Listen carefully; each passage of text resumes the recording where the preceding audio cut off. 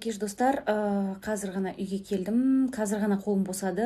Негізі бүгінгі ситуация жайлы айта кететін болсақ, сіздер білесіздер, мен еш уақытта білмеген затымды эфирға шығармайтынымды. Мен по факту конкретно білемін, кімнің не істеп жүргенін. Сондықтан мне просто обидно по-человечески, допустим, да, өзін жақсы ақ адам болып көрсетіп отырып, эфирға өтірік. Әрине, ол менің жұмысым емес шығар, бірақ бір қосылайғы студиясында эфирінде отырғаннан кейін алдында Бәкенің ситуациясы. Просто қызбен переписка болған кезде қандай болып шықты, иә? Ал мынандай бірге тұрған адамы бар адамды, мысалы эфирді, конечно, шындықты айтқан адам жексұрын болады всегда. Бірге тұрып жатса, онда эфирдің не керегі бар ол адамға? Мысалы, иә, конкретно ол жігіттің атында білемін. Айта берейін, Аян деген жігіт, мысалы, иә. Сол мен бар білгенімді сіздерге осылай айтайын. Интрига плести ететін ондай нем жоқ екенін білесіздер. Менің оқырмандарым конкретно мені білесіздер сіздер. Мен өйтіп елге өтірік доказательствосыз жала жаппаймын никогда. Тем более қыз баланың арын жерге таптамайтын адаммын мен. Жоқ, мен әлі де айтқым келіп тұрды. Просто алдында Бәкенің ситуациясын тағы да айта кетейікші.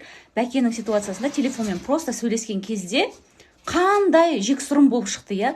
Оңбаған, одан жаман адам жоқ болып шықты. Бір адам өлтіргендей сондай ситуация болды ғой. Барлығы көп. Алдында мысалы, иә, эфирға дейін мен былтырғы сезонға келмей тұрғандағы Чикаго деген досыммен тұрған просто суретті фотосессия шықты, иә.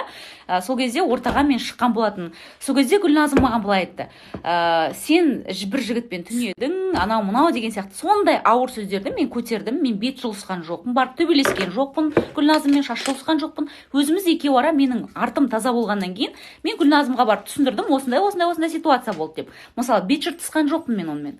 Ал неге Айдана маған шашымды жұлып өзі бірінші бастайды? Шашымды жұлса, мен оған ответка беремін. Мен оның шашын тоже жұламын. Мен никогда қарап тұрмаймын. Егер маған біреу шабуылдап жатса, мен үндемей қалатын адамдардың бірі емеспін. Сондықтан мен айтатынымды айтамын. Мен много чего знаю. Просто бір уақыт тілім байланып отыр да, байланып отыр. Барлығымыз айтарымыз айттық, иә. Сол кезде неге елдер үндемеді деймін да?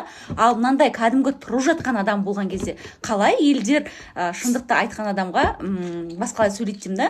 Мен просто до конца тұрамын өз сөзімде, өйткені мен білемін кім екенін, кімнің не істеп жүргенін. Мен өзімнің артым таза болғаннан кейін ел туралы мен спокойно айта аламын. Сондықтан жекеге өтудің қажеті жоқ маған, потому что мен не көрем, не білем, соны айтам, білесіздер. Менің ондай ойдан құрастырып